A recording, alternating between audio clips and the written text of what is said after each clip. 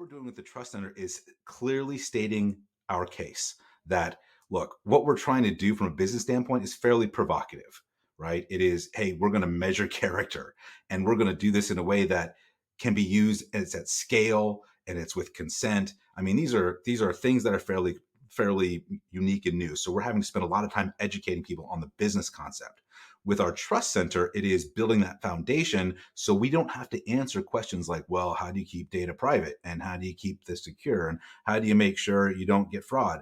And so our job was step one, phase one of the Trust Center is all about content to help eliminate those initial questions about privacy, security, and compliance. Yeah, that's really helpful. Thank you. You also touched on tokenization. Obviously, this is a podcast for Rixon Technology, which has a tokenization solution. So curious how you arrived on tokenization as the ultimate solution for you, for KANNY. Yeah, so I'll take a step back. When I was at Thread Research, we were building our SaaS platform from the bottom up, right? It was a brand new idea and we had an opportunity to engineer something that would really drive the evolution of an industry. And that's called decentralized clinical trials.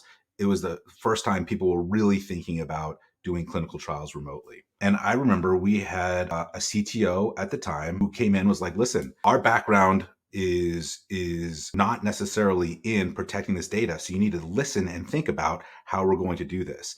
And he actually brought in Dave over there at Rixon, and he came in and did trainings for our organization about how to deal with privacy and compliance and security. And we were super impressed with that. And he brought in and showed us this new kind of technology that had just come out. And we're talking, 8-9 years ago, he had just come out. And it was, super innovative.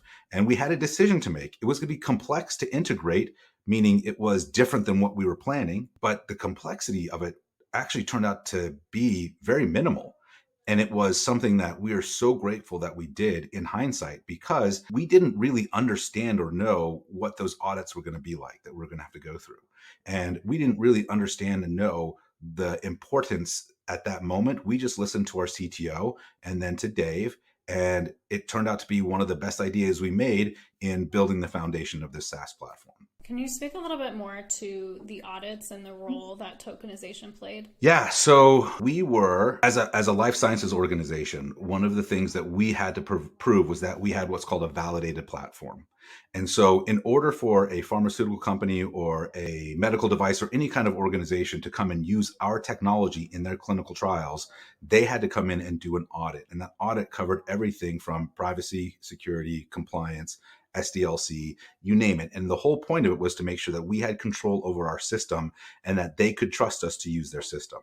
And these were pretty intense. I mean, these were 3-day on-site audits, right? But one of the challenges we found was the early auditors weren't necessarily used to dealing with SaaS platforms in the cloud. They were used to dealing with on-prem solutions, and that's a whole different mindset. And so we spent a lot of time trying to educate them that how safe the cloud actually was. Right now, everyone's, of course, we use cloud. But there was a time when that wasn't the case, when on-prem was the thing to do. And so what happened with Rixon is we were able to very quickly and easily set their fears at ease, right? That we knew what we were talking about when it came to securing and making sure their data was private. And it's because once we kind of explained the way a third-party vaultless tokenization system works, which those words together, they'd probably never heard. They heard of tokenization, but not the third-party vaultless type.